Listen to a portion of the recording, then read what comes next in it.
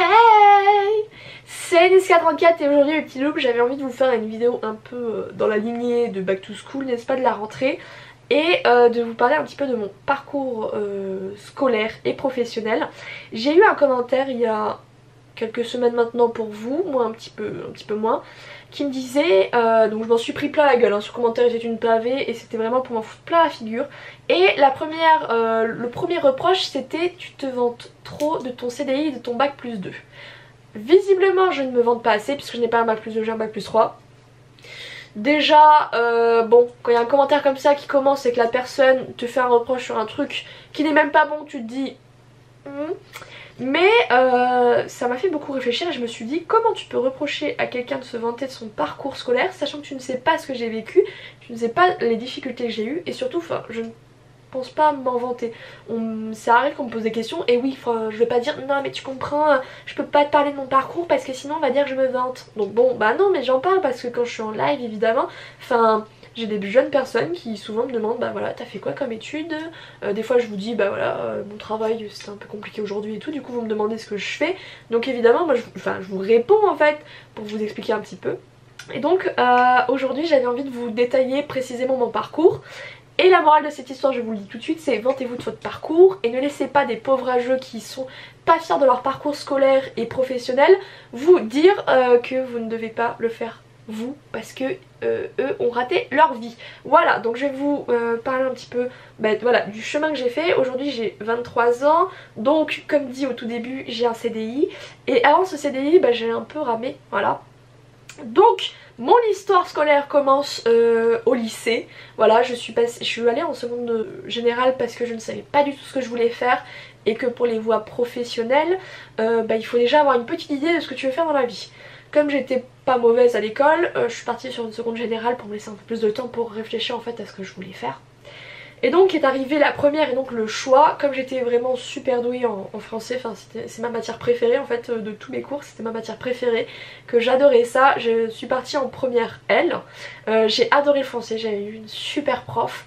Et je suis arrivée en terminale où là il y avait de la philo, il y avait 8 heures de philo, j'ai détesté ma prof. Ça a été beaucoup plus compliqué la terminale L, mais est arrivée la terminale et donc à l'époque ça s'appelait post-bac, maintenant ça a changé mais à mon époque lointaine c'était post-bac. Et il fallait faire des vœux par ordre d'importance, donc le premier vœu en fait s'il était accepté tous les autres s'annulaient. Donc comme ça permettait de libérer des places et autres. Et donc il fallait faire des choix et très bien choisir son école sous peine de quoi, s'il y en avait une autre en dessous qui t'acceptait mais que la première t'avait accepté, tous les autres étaient annulés. Donc il fallait bien choisir. Je me suis demandé ce que je voulais faire, la conseillère d'orientation ne m'a absolument pas aidée, je me suis débrouillée toute seule pour savoir ce que je voulais faire. Et je voulais faire un métier qui me passionne, où je ne m'ennuie pas. Et comme j'adorais lire et écrire, je voulais partir sur l'écriture au tout début. Il y avait une formation de scénariste à Strasbourg. Ma mère m'a clairement dit non. Voilà, c'était trop casse-figure, trop casse-gueule, donc elle m'a dit non. Du coup je suis partie plus dans les métiers du livre et donc je me suis renseignée et je suis tombée sur le DUT, information communication option métier du livre et du patrimoine. C'est un petit peu long, n'est-ce pas? Certains avaient des spécialités, plus bibliothèque, plus édition, plus librairie. Moi ce qui m'intéressait c'était l'édition, moi je voulais faire des livres, voir le processus de A à Z. Donc je suis allée aux portes ouvertes du DUT de Bordeaux et j'ai participé à 2 entretiens, donc celui de Lille. L'école est à Tourcoing mais bon c'est celui de Lille et celui de Bordeaux. Mon premier choix c'était Bordeaux, mon deuxième choix c'était Lille et mon troisième c'était Aix-en-Provence. Mais Aix-en-Provence ça m'intéressait pas trop parce que c'était plus c'était tourné sur la librairie, moi je voulais pas faire librairie. Du coup, j'ai attendu mes résultats, ça a été très stressant et en fait au bout de la deuxième vague, j'avais toujours pas été acceptée par Bordeaux. Lille m'avait acceptée donc tous mes autres choix étaient partis on va dire, mais j'attendais vraiment d'avoir le résultat de Bordeaux. Et en fait j'ai oublié de cliquer que j'attendais la troisième vague et j'ai failli littéralement zapper mes études, voilà, parce que j'ai un peu fait du caca. Donc mes parents m'ont engueulé de ouf, c'est à ce moment là où je me suis beaucoup rapprochée de Chris qui habitait la Picardie, donc le nord.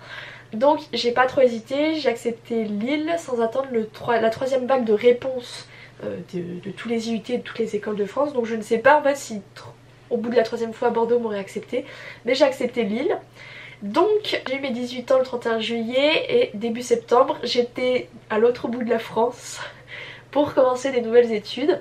Moi ça m'a jamais fait peur, partir à l'autre bout de la France pour étudier. Enfin de toute façon j'avais dit à mes parents, moi à 18 ans je quitte la maison. À 18 ans j'ai quitté la maison, voilà. Mes parents m'ont payé en fait mon DUT. Donc eux ils payaient le loyer et ma grand-mère me donnait 200 € par mois pour vivre. Donc j'avais pas un aspect financier à gérer, donc j'ai pas eu besoin pendant ces 2 années d'études d'avoir un petit boulot. Mais j'avais pas de bourse et ma première année a été très compliquée. Autant les cours et tout ça allait. Enfin la première année c'était plus librairie, c'était pas trop ma cam et tout, donc bon j'étais pas ouf emballée, mais j'avais la chance merveilleuse d'avoir des super copines que j'avais découvert en DUT et donc que je kiffais. Mais ma première année a été très compliquée parce que j'avais raté mon permis à Montpellier, donc il fallait que je le repasse. Que j'avais été traumatisée par ce passage au permis avec un moniteur complètement nul à chier et que rien que de penser à reprendre le volant j'étais tétanisée. Donc je savais que j'allais avoir besoin de beaucoup d'heures hein, puisque mon premier permis avait coûté 1200 €, j'avais payé la moitié donc 600 €. Donc je repartais en tête avec au moins mettre 1000 € de côté parce que pour moi fallait reprendre un peu tout. Donc sur les 200 € que ma grand-mère me donnait, j'avais 100 € que je mettais de côté tous les mois pour repayer en fait mon permis. Donc il me restait 100 € pour vivre. 100 € pour vivre, si vous n'êtes pas dépensier c'est tout à fait possible. Sauf que Chris n'habitait pas Lille, il habitait la Picardie. Donc tous les week-ends je faisais l'aller-retour, en fait j'avais à peu près 1h30 de train. Je faisais l'aller-retour toutes les semaines. Et c'est des billets qui au mois coûtaient en fait, les allers-retours coûtaient 70 €, quelque chose comme ça. Et il m'arrivait très souvent de payer 40 à 50 € des billets. Donc potentiellement qu'il me reste entre 60 et 50 € pour vivre. Sur ça il fallait que je compte le métro pour arriver jusqu'à la gare, donc 10 € dans le mois. Donc potentiellement j'avais 50 € pour vivre dans ce mois.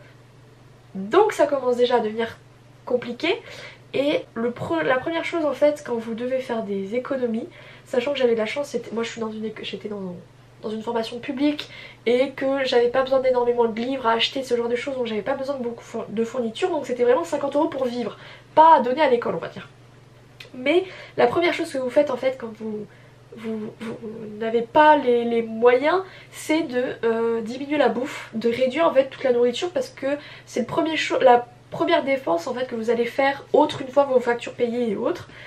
Donc j'ai beaucoup diminué ma bouffe. Je me souviens que j'avais un Tupperware vert que Chris me le remplissait à la gueule le week-end parce que je mangeais le week-end mais la semaine je mangeais pas beaucoup et ce Tupperware me faisait littéralement lundi midi, lundi soir, mardi midi, mardi soir et que j'arrivais même avec ce Tupperware à faire mercredi midi.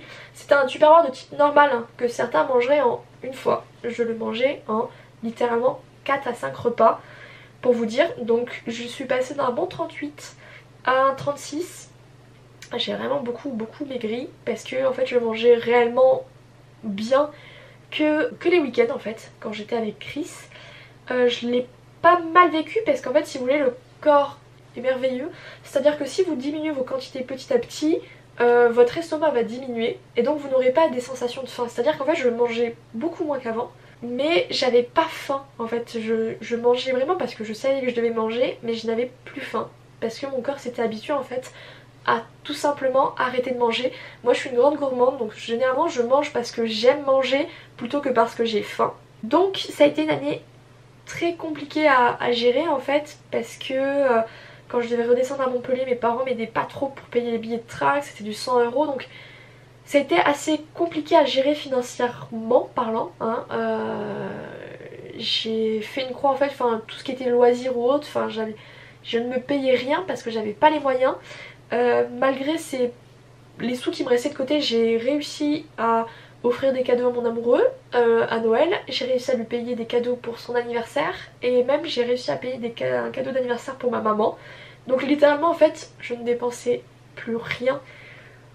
Ma carte ne me servait qu'à payer des billets de train, de métro et quand je pouvais en fait à rien en fait, je faisais le moins de courses possible et mes courses ne dépassaient pas je pense 10 € pour le mois en fait entier puisque je réduisais vraiment mes quantités de nourriture le midi et le soir mais je prenais toujours un bon petit déjeuner en fait parce que j'ai toujours aimé prendre un petit déj, que c'est mon meilleur repas de la journée et donc du coup j'ai continué toujours à bien manger le matin donc en fait je me payais vraiment juste en gros la bouffe du matin, genre moi j'avais toujours mon petit chocolat chaud, mes tartines, mon petit beurre et en fait j'achetais juste des pâtes ou du riz que je faisais le reste de ma semaine en fait. Voire même je mangeais des spécial caps, parce que ça me suffit de manger des céréales le soir, donc j'ai beaucoup diminué mes quantités. Mon DUT s'est bien passé ma première année, je l'ai validé avec brio on va dire, enfin c'était pas non plus super compliqué de le rater, enfin fallait vraiment le faire quoi. Pour peu que t'étudies un peu ça passait. Je suis arrivée en deuxième année ça a été très différent puisque j'ai emménagé avec Chris, donc il était là la moitié de la semaine. Ma soeur avait était passée en terminale je crois, ouais, était passée en terminale et du coup en fait j'ai eu une bourse de 100 €. Pendant l'été de ma première année j'avais réussi mon permis, donc j'avais plus à mettre 100 € de côté. Donc ma deuxième année a été très différente puisque je n'avais plus ces soucis financiers, que j'ai pu m'acheter par exemple des choses merveilleuses comme acheter des draps, parce que la première année j'avais qu'une seule paire de draps et donc en fait je la faisais, je la lavais et il fallait que je la fasse sécher dans la même journée parce que sinon je ne dormais sur rien. Voilà, c'était vraiment des choses bêtes en fait, bêtes et un peu méchantes, mais du coup voilà, enfin j'ai pu m'acheter une deuxième paire de draps, j'ai pu avoir plein de choses et puis bah, j'ai commencé la vie de couple. Donc ma deuxième année je me suis rendu compte que moi je voulais pas faire métier du livre. On était plus côté édition pour la deuxième année et il y avait un côté beaucoup trop financier en fait qui ne me plaisait pas. Je suis une amoureuse des livres mais je ne voulais pas les vendre en fait, je ne voulais pas les faire et avoir ce côté trop pécunier, voilà, trop financier. Je me suis dit bon écoute, enfin ça ne te plaît pas ce que tu fais, il faut que tu te réorientes. Tu peux pas rester là avec un bac plus 2 que j'allais valider parce que enfin moi j'étais partie dans mes études, j'avais mes copines et tout, enfin j'avais décidé de valider mon diplôme, comme ça c'est toujours un diplôme en plus.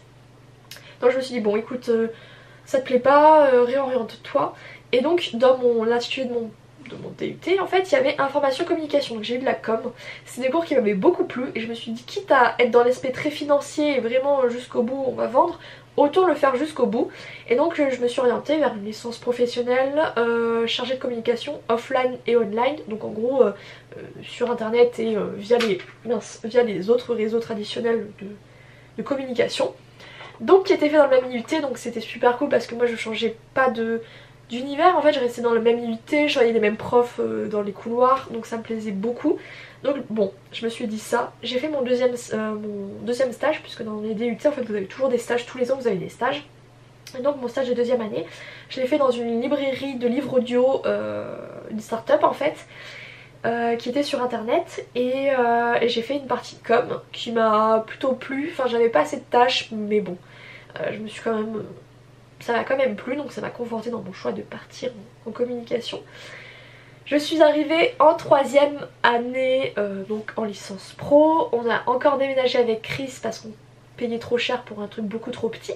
Là ça a été compliqué puisque du coup mes parents ne me payaient plus le loyer et qui ne payaient plus, enfin ma grand-mère ne me donnait plus 200 € par mois, donc littéralement j'étais toute seule. Enfin là c'est Chris et moi on était seuls contre tous hein, puisque mes parents et ma grand-mère ne me payaient plus rien. Je voulais faire des études en plus, c'était mon choix.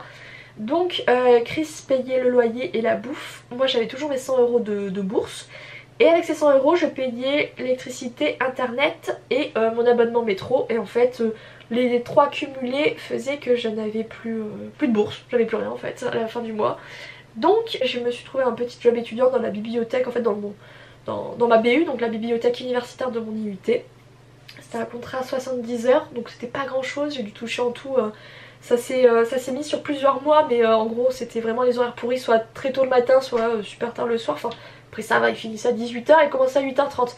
Mais bon, quand tu commences plus tard ou quoi, c'est compliqué de se lever, hein, n'est-ce pas? Surtout que c'était souvent les horaires où il n'y avait pas grand monde, donc t'étais vraiment là pour faire la permanence. Donc c'était un peu chiant pour ça. Après j'ai eu des super collègues, vraiment j'ai eu de la chance. En plus comme c'était dans le même, c'était la bibliothèque universitaire, elle avait accès à mon emploi du temps, donc elle me mettait... Enfin j'ai jamais travaillé un week-end. Si, j'ai travaillé pour les portes ouvertes. Ouais, j'ai travaillé pour les portes ouvertes de mon IUT en tant que personne qui travaille à la bibliothèque. Mais sinon après ça je travaillais pas les week-ends. Le soir c'était maximum 18 h. Sauf que j'ai travaillé dans la période la plus compliquée de ma licence pro. Je sais pas si jamais il y en a qui ont déjà fait des licences pro ou quoi, mais comme ça finit en mars, puisqu'après vous avez votre stage qui pour moi durait minimum 3 mois, vous avez tout condensé sur le premier en fait semestre. Et donc novembre-décembre étaient les mois les plus compliqués, c'est là où j'ai eu mon petit taf, donc c'était vraiment très compliqué à gérer en fait. Et ça n'a pas été facile, mais vraiment pas facile. Donc j'ai passé ce semestre un petit peu compliqué, je savais que mon contrat j'avais pratiquement plus d'heures, donc janvier-février ça a été super calme parce que j'avais plus trop d'heures où je devais bosser. J'ai touché pas grand chose et en fait on a une régule d'électricité et donc la moitié de mon salaire que j'ai touché est passé dans cette régule d'électricité.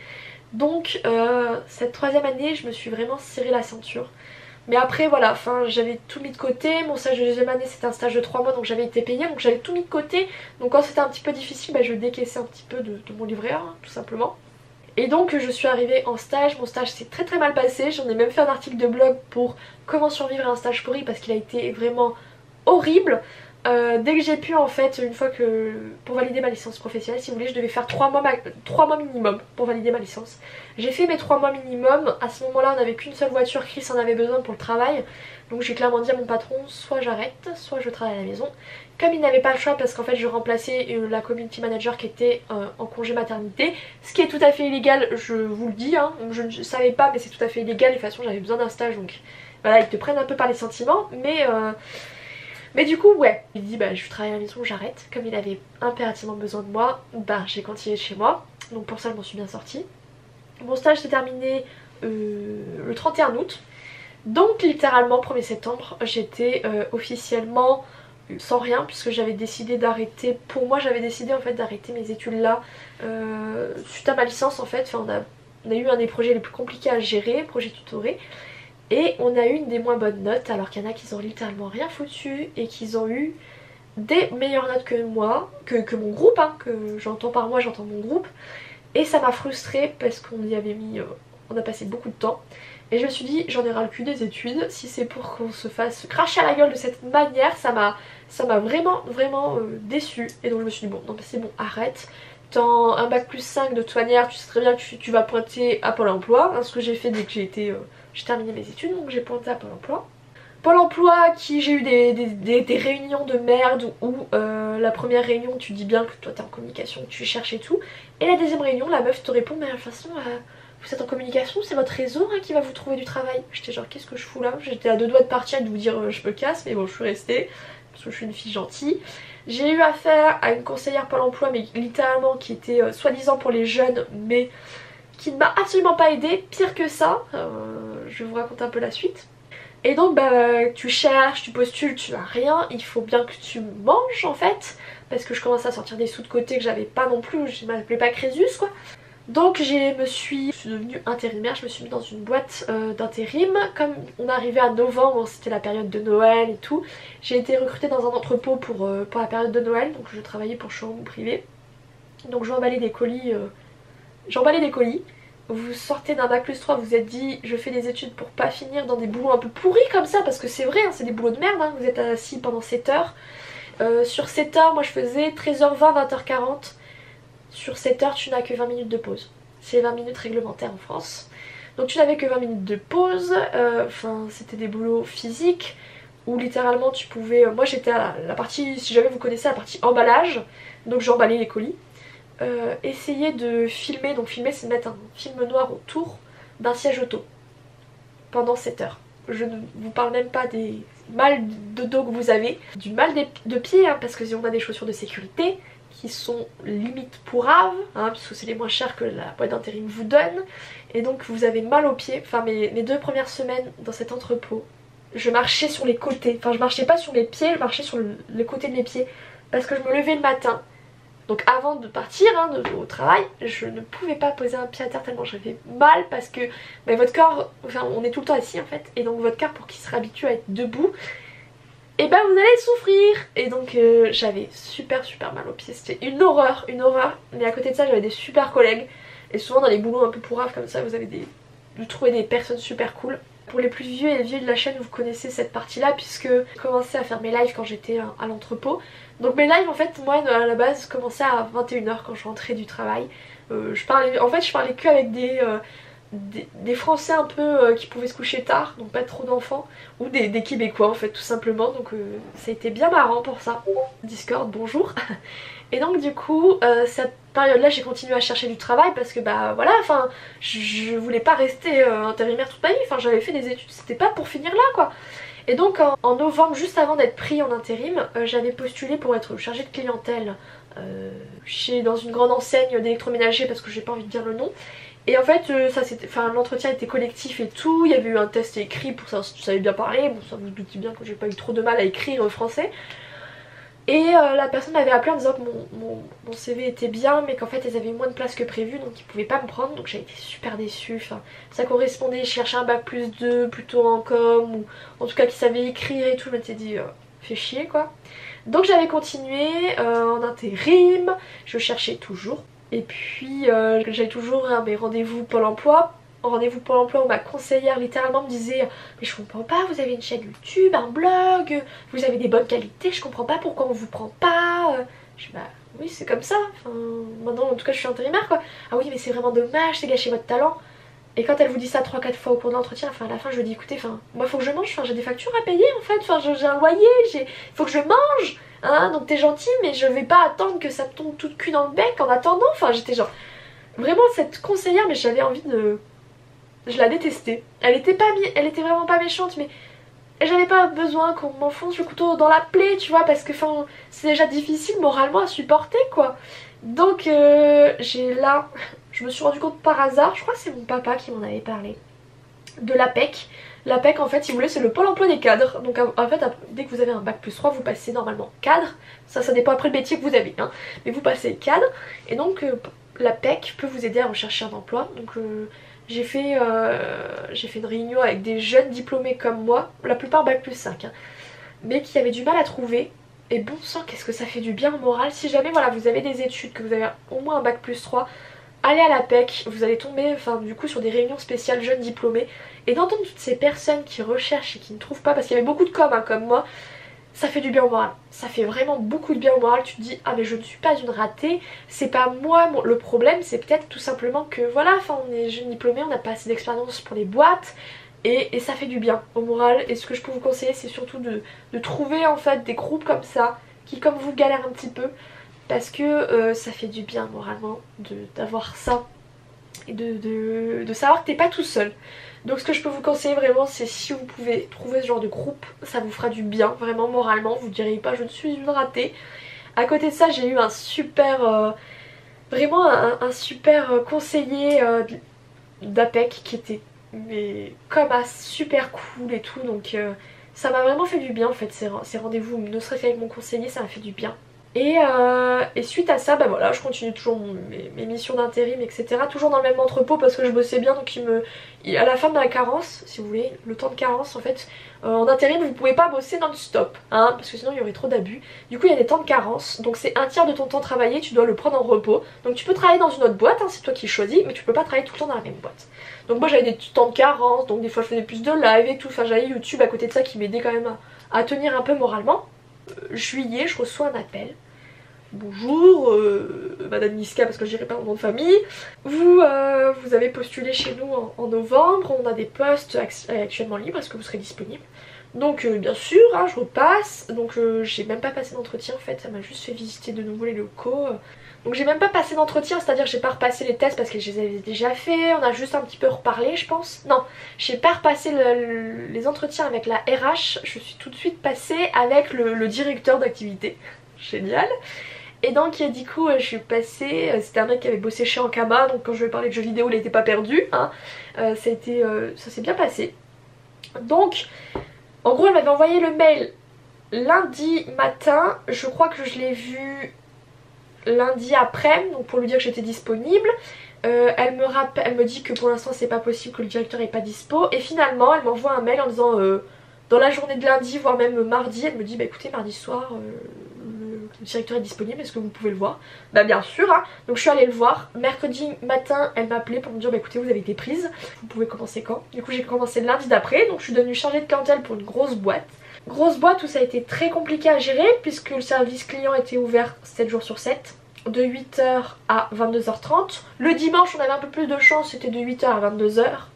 Donc on avait des plages horaires très larges. J'étais tout le temps en décalé en fait avec tout le monde. Je n'avais pas de vrai week-end. Je n'avais jamais 2 jours de repos d'affilée. Et on avait des chefs, autant on avait des bons chefs mais qui devaient faire des chiffres etc. Donc qui nous foutaient la pression, donc pas cool. Et j'avais plus de vie. Enfin en fait je bossais, je faisais mes vidéos, enfin mes lives à ce moment-là, un peu de vidéos. Et c'était tout, enfin j'avais vraiment plus de vie, j'étais vraiment stressée parce qu'ils nous mettaient la pression. Et donc j'avais un CDD de 6 mois.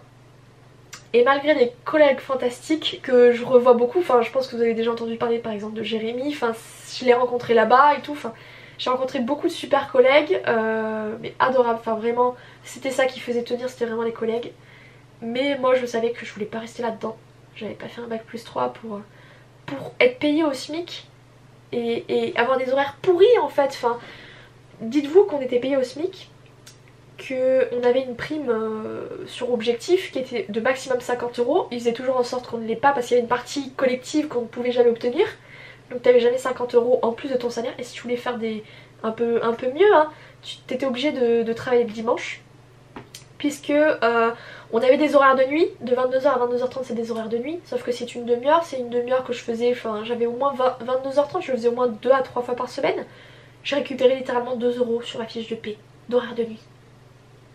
Génial n'est-ce pas? Et bah je pouvais pas rester là, enfin avoir plus de vie pour un salaire si misérable, enfin j'en étais à un point où oui, mentalement je travaillais bien plus qu'à l'entrepôt où j'avais le cerveau libre, mais je voulais, enfin j'avais trop de, enfin pas de responsabilité, mais enfin tu réponds à des clients, enfin tu gères des fois des dossiers lourds pour des pécadilles, enfin moi les services clients quand des fois ils répondent mal, enfin je sais, vous êtes chronométré, enfin les chargés de clientèle sur les mails sont payés autant qu'ils mettent, enfin 1 minute c'est long sur un mail, c'est long et tu perds ta prime.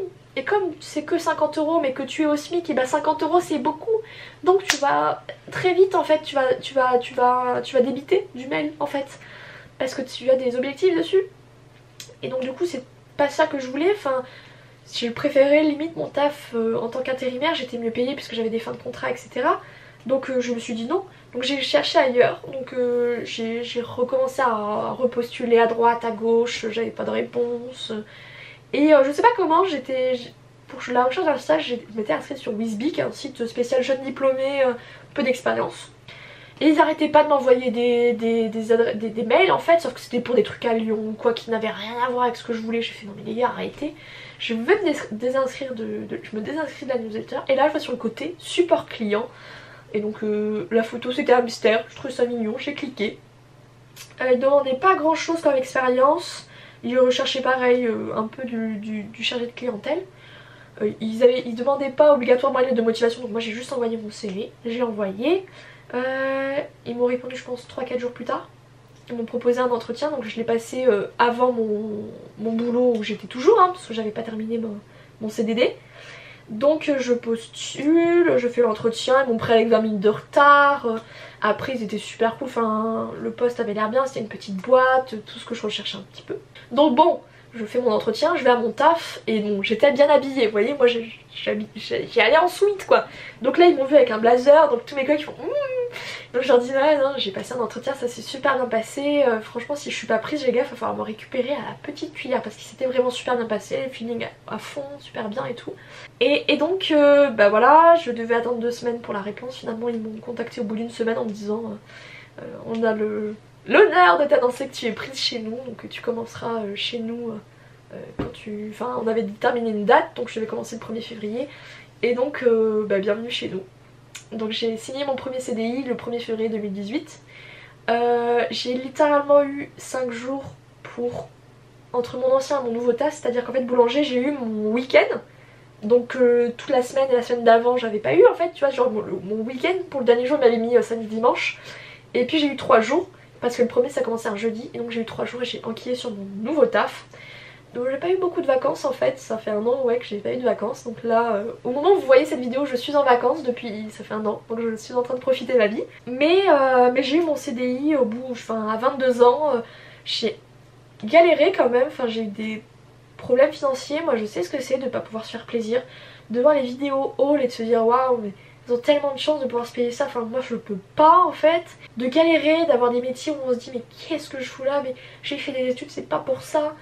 Et si jamais vous êtes dans ce cas-là de faire des boulots merdiques pour pouvoir manger, qui ne vous plaisent pas ou autre, croyez en vous, laissez faire le temps, il faut de la chance pour postuler à une annonce et être pris. C'est vraiment de la chance, enfin ça se joue à rien, mais vous allez tomber sur des postes en fait moisis ou quoi, tenez bon. Ça va pas être facile mais ça fait de l'expérience, enfin moi au moins quand je suis arrivée pour mon poste, voilà, j'avais fait de l'intérim donc je savais ce que c'était que travailler sous pression, d'aller super vite. J'ai été chargée de clientèle, pareil sous pression parce qu'à Noël ça déborde de mails, c'est l'hécatombe. Voilà, il faut savoir vite répondre, enfin savoir bien répondre, ne pas s'énerver quand tu tapes des gros cons, hein, ce genre de choses là. Donc toutes vos expériences, même si pour le poste que vous voulez, celui pour lequel vous avez fait des études, vous avez des petits postes, vous avez fait des postes un peu pourris avant, il y a toujours moyen de le tourner pour que ce soit des avantages, voilà. Il y a toujours des postes, enfin vous bossez à McDo, vous savez réagir sous pression, vous savez aller vite, vous savez aller bien, enfin il y a toujours moyen en fait de trouver, de relier vos petits boulots un peu pourraves pour le bon poste. Donc surtout ne dénigrez pas ça, mettez ça sur votre CV, ça veut dire que pendant 1 an ou 2 vous n'avez pas rien fait, vous avez continué à travailler en fait, vous avez fait des choses, vous n'êtes pas resté inactif, donc surtout mettez-le en avant sur votre CV. Et si jamais vous êtes un peu perdu dans vos études, comme moi je l'ai été, enfin ça n'a pas été une période facile de se dire ah, ça me plaît pas, mais qu'est-ce que je fous là, mais je me suis ratée en fait, je me suis foirée.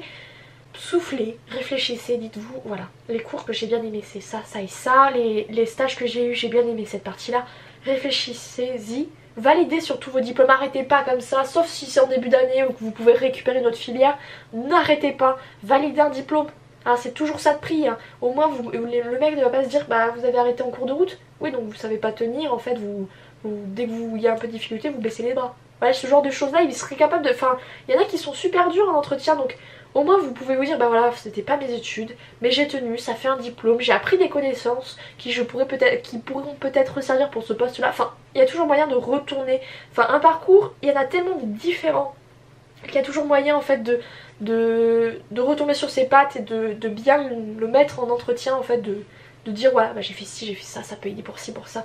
Donc si vous trompez, vous vous rendez compte que vous êtes parti en scientifique, vous voulez pas faire ça et tout, changez, enfin n'ayez pas peur de vous dire je me suis plantée, j'ai 18 ans, quand j'ai fait mon choix, c'est peut-être normal que je me sois plantée, enfin ma maman a trouvé sa voie professionnelle à 35 ans, elle avait 3 enfants, elle s'est dit je veux travailler avec des enfants, je vais travailler à l'hôpital. Enfin, aujourd'hui on ne fait pas le même métier toute sa vie, on n'est plus dans les années 50, maintenant vous allez faire plein de métiers différents, vous allez beaucoup évoluer. Et donc, eh ben, vous avez le droit de vous planter, vous avez le droit de vous dire je me suis foirée là, c'est pas grave, je suis jeune, j'ai encore le temps. Allez, je repars dans ces nouvelles études là, ça va le faire. Laissez-vous du temps, dites-vous que vous avez le droit à l'erreur. Parce que ça, j'ai l'impression que dans les études, personne ne te le dit. Vous avez le droit à l'erreur, vous avez le droit de vous planter dans vos études, vous avez le droit de faire de vous planter de filière en fait, c'est normal. Et vous bloquez pas à l'intérieur, ne vous en voulez pas en fait, de juste avoir des petites erreurs, voilà. Je changerai peut-être en cours de route, de parcours, hein. C'est pas parce qu'on a 35 ans que voilà, on a fait des études de je sais pas quoi, il faut impérativement que ça change. Vous changez, enfin toute votre vie vous allez changer, vous allez évoluer. Il y en a plein qui font des reconversions professionnelles parce que ils ont évolué, ils ont vieilli en fait, et ils n'ont plus les mêmes attentes, les mêmes envies qu'auparavant, donc n'hésitez pas, enfin c'est pas facile dans notre société parce qu'il faut toujours, avec les réseaux sociaux et autres en plus, il faut toujours paraître parfait, savoir tout ce qu'on veut tout de suite. Vous avez le droit en fait de ne pas savoir ce que vous voulez faire, vous avez le droit de vous donner du temps en fait pour réfléchir, pour savoir, pour voyager pendant 1 an, pour dire voilà je vais pas faire d'études, là je voyage pendant 1 an. Enfin j'ai une amie qui a fait ça, elle est partie en service civique au Pérou pendant 8 mois. Et après elle a repris des études, elle est partie en prépa Sciences Po. La folle quand même, mais voilà, elle savait pas trop ce qu'elle voulait faire, vous savez, elle voulait faire de l'humanitaire, elle s'est dit je le fais après, enfin je le fais après mon bac et voilà. Votre parcours ça sera le vôtre, personne ne pourra avoir le même que vous n'aurez pas les mêmes expériences que les autres, Donc chérissez-le, vous avez fait des erreurs, il n'est pas parfait, il n'est pas beau, c'est pas grave, c'est le vôtre. Et vantez-vous de ça, vantez-vous moi. Enfin, oui, ça n'a pas été facile d'être intérimaire, d'être chargé de clientèle pour une grosse boîte où littéralement tu n'étais qu'un chiffre, tu n'étais qu'un pion et tu étais remplaçable. Mais maintenant j'en suis fière parce que ça m'a aidé à être dans mon poste actuel, ça m'a aidé, ça m'a permis d'apprendre qui j'étais au niveau professionnel, de savoir que j'étais quelqu'un de très professionnel, même si le boulot je le détestais, et ben je le faisais bien parce que j'étais comme ça. Donc soyez fiers des épreuves que vous avez franchies et c'est pas grave si vous sortez d'études et vous n'avez pas le poste de vos rêves parce que on va pas se mentir, maintenant il y a beaucoup de diplômés et il n'y a pas tant de boulot que ça qui iront à la hauteur de vos études, hein. Vous risquez de commencer au SMIC, voire même d'être au SMIC, donc c'est pas grave, c'est pas grave. Laissez-vous du temps, laissez-vous le temps d'évoluer, de grandir tout simplement. Soyez fiers de votre parcours, vantez-vous, mais moi, avec le commentaire que j'ai reçu, mais j'avais envie de dire mais je vais en parler encore plus parce que tu sais pas ce que j'ai passé comme épreuve, tu sais pas que je mangeais plus pour ma première année de DUT parce que j'avais pas les thunes, tu sais pas à quel point ça me frustrait énormément de devoir faire des boulots, des petits boulots pourris alors que je m'étais dit tu fais des études pour pas avoir ce genre de boulot. Cette personne ne connaît pas ma vie et personne ne connaît votre vie mieux que vous. Et donc, si jamais il y a une personne qui vous dit ouais tu te vantes trop de ton parcours, tu te vantes trop de ton CDI, vous allez faire exactement ce que je vais vous dire. Vous allez vous approcher d'elle. Vous allez bien la regarder droit dans les yeux. Vous allez faire un petit sourire de type beau gosse, de type moi je suis au-dessus du game et tu pourras rien faire. Et vous allez sourire, vous allez dire va te faire foutre. Personne ne peut vous dire que vous vous vantez de votre parcours parce qu'ils ne savent pas les épreuves que vous avez vécues. Vous avez pu partir, je sais pas, vous savoir tout de suite que vous voulez être pâtissier, cuisinier, être parti tout de suite et savoir ce que vous voulez. Vous avez pu faire 10 à 20 petits jobs avant de trouver ce que vous voulez faire. Ce n'est pas grave, c'est votre parcours, c'est le vôtre et personne ne pourra vous enlever ça. Et je sais à quel point c'est frustrant quand on a fait des études, de pas avoir le boulot qu'on veut, de se dire ouais je me suis donnée pendant mes études, dans mes stages et tout et j'ai pas ce que je veux, enfin je me suis battue pour ça et d'être limitée par le manque d'expérience ou ce genre de choses. Je sais à quel point c'est frustrant, mais il y a des boîtes qui ne jugent pas sur l'expérience et pour ça faut viser les petites boîtes, hein. Et souvent les petites boîtes elles sont noyées sous la masse d'annonces Indeed ou autres. Donc n'hésitez pas à faire des petits sites qui sont un peu moins connus, mais peut-être que vous aurez plus de chance. Voilà, c'était parce que moi je suis passée sur un site qui est clairement pas, il tombe pas dans le top 10 des sites qu'on voit pour les annonces de boulot. Mais c'est celui-là où j'ai réussi à avoir mon poste. Donc la morale de cette histoire c'est quoi qu'il se passe en fait, quoi que vous fassiez en fait comme parcours, soyez-en fiers, même si ça n'a pas été facile, que vous êtes passé par Z, puis A, puis B, que vous êtes passé par plein de chemins détournés. C'est pas grave, si vous pouvez toujours justifier vos expériences et autres pour le poste de vos rêves, mais surtout perdez pas foi, dites-vous bien que vous méritez ce poste que vous souhaitez et vous le devez bien à vous-même, vous avez travaillé très très dur pour ça et vous avez le droit. Du coup c'était le conseil de Tata Niska pour le back to school, pour la rentrée, parce que c'est pas facile le monde du travail et vous allez prendre des grosses claques dans la figure, hein. Même dans les études supérieures on a tendance à s'en prendre un peu, mais le monde du travail est vraiment pas facile, c'est vraiment la jungle et vous avez le droit en fait vous à votre petite part d'oasis, votre petite part de jungle à vous où vous avez réussi et moi je suis contente d'avoir mon CDI, je suis contente d'avoir un boulot où j'ai des super collègues, où j'ai des responsabilités et voilà, vous méritez ce que vous... d'avoir un boulot qui vous plaît. Du coup moi je vais vous laisser là, je vous fais à tous à toutes de gros bisous, j'espère que cette vidéo vous aura un peu, peut-être pas réconforté mais rassuré en fait sur vos parcours futurs ou actuels et moi je vais vous laisser là, je vous fais à tous à toutes de gros bisous. N'oubliez surtout pas de vous vanter, ça montre que vous êtes bien dans vos pompes, que vous êtes bien et ça rend tellement les gens jaloux que c'est un petit côté supplémentaire. Du coup moi je vais vous laisser là, je vous fais à tous de gros bisous, je vous aime tous très fort. Ciao ciao.